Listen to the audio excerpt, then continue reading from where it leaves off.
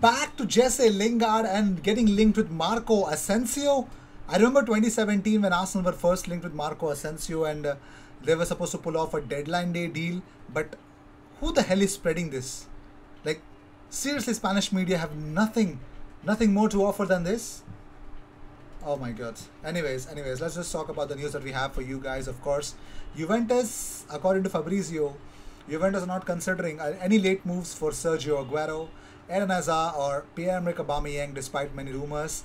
They're not Juventus targets as of now. Miralem Pjanic and Axel Witsel are both on the list to sign a new midfielder. So not the players that they're looking for. So that is that of a bigger update. But more importantly, AFC Bell say that sources close to Lacazette claim in a conversation between them and the Arsenal Bell that the player made his decision to stay until the end of this contract and then move to a free transfer deal next summer. The player camp does not anticipate any major developments for the remainder of this window. So Lacazette will be moving on and he will be finding a new club in the next after he completes his contract duration, and he would leave on a free transfer. Not that to pile on more misery. Mesut Ozil, AFC will also confirm that a source close to Mesut Ozil tells Arsenal Bell that there are advanced talks with international production companies regarding a documentary that partly deals with what happened behind the scenes in his last years with Arsenal and reviews the player and his team's account of the events that ended with his exit from the club. Now, for a player of his stature, for the fact that the brand that he is, I think this is very petty. Like, I don't think so. I think apart from the fact that the number of fans that he has, only I think those people would want to know why exactly or what exactly happened. I don't want to know what exactly happened. I know what exactly he meant and what exactly he did. And I think, no way, I don't think so. I'll speak for myself. I'll not speak about a lot of Arsenal fans, but I don't want to see that. And I'm pretty much sure that Mesut Ozil, whatever he says, I think he wants to come out with the truth, but I don't think so that that's the sort of truth that the world should look at the moment. So, plus, my question is, why does he have to, get into, international production companies? Why does he have to, have talks with them? Why does he have to spend that much amount of money? I mean, to make a documentary and stuff. I mean, the best thing is that he could actually, I think he has a YouTube channel. He should actually shoot, he should do an Instagram live or something like that, or do a shoot, which makes sense. Do a shoot, pay someone so that someone can hold a good camera for him, and he could do a 20-minute video or definitely an Instagram live. That will be more than enough.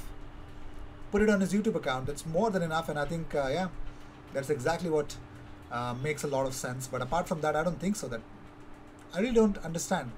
Why does he want to do this right now? It's seriously, I don't get it.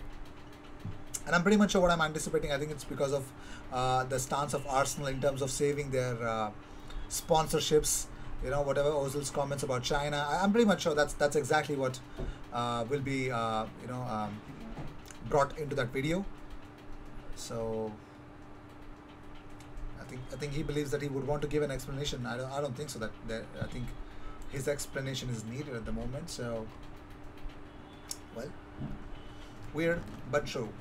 Moving on, The Athletic via Gunner Blog say that this is a new path and Arsenal's hierarchy have chosen to keep faith in Arteta as the man to lead them. Having taken such a dramatic steer in a new direction, they are unlikely to abandon plans after just 3 league games. The timescale KSE have set for Arsenal's recovery appears to extend beyond a few games or even a few months. For now, Arsenal's owners still consider Arteta to be a good fit. To have a young developing manager overseeing a young developing squad is not a coincidence. Not all coaches would be willing to accept the parameters under which he is now working. So that is that. According to The Athletic, it looks like there is an increasing interest of Mikel Arteta staying at Arsenal at the moment. Now, according to Benjamin Bach, says that according to the info, Willian will arrive in Brazil on Tuesday to join Corinthians. The club gave Willian the number 10. So he's wearing a number 10.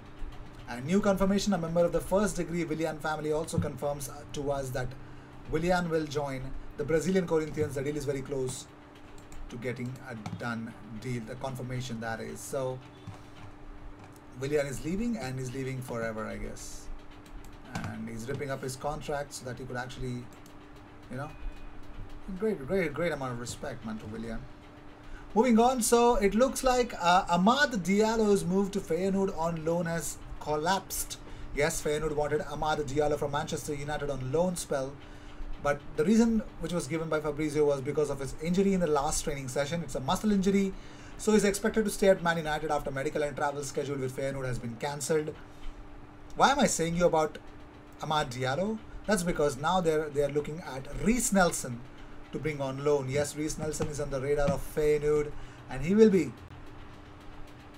wanted as the player next if they cannot sign Amad Diallo. So Reiss Nelson is leaving out on loan.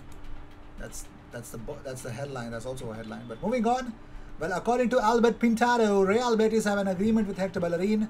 However, the Spanish side have to convince William Carvalho to join Fulham in order to complete the move. Now, the funny story is that Albert Bottens, according to AFC Bell, he says that Albert Bottens is still working on finding a way out for his client Hector Bellerin before the market closes tomorrow. A source with knowledge of the player situation told AFC Bell that the options on the table have been reduced to just 3, all of which are Spanish clubs: Villarreal, Real Betis, and one more unnamed third club. Nothing is imminent at the time of writing of this tweet. Nothing is imminent via AFC Bell.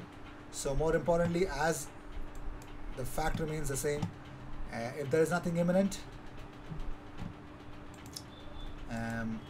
but more importantly, I think clear-cut news from AFC Bell that Bellerin might leave. And well, talking about the confirmation about the Cristiano Ronaldo's confirmation, Man United transfer agreement would be a fantastic news to Arsenal. Well, Ronaldo will return, and it looks like some Arsenal and United fans are in agreement that Jesse Lingardinho would be a wonderful signing for Arsenal.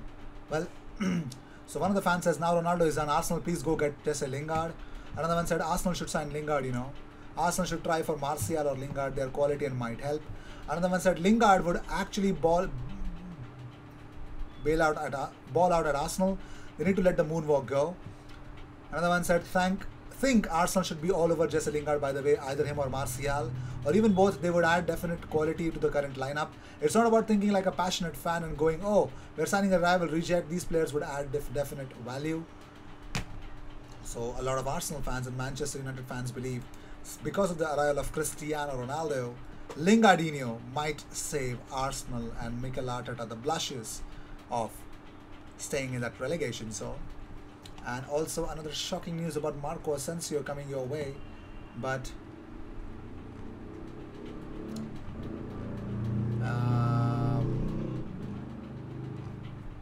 yes, Real Madrid and Spain national team winger Marco Asensio is reportedly being considered as a possible transfer target for Arsenal this summer. According to Tutto Mercato, the 25-year-old is not guaranteed regular first-team footballer under Ancelotti, and therefore is considering his options. I don't believe this shit, man. No way, Asensio. I mean, come on. His release clause is somewhere around what? $1 billion. Why would he leave? This is BS, man. BS. Utter rubbish. Utter rubbish that Asensio is leaving Real Madrid.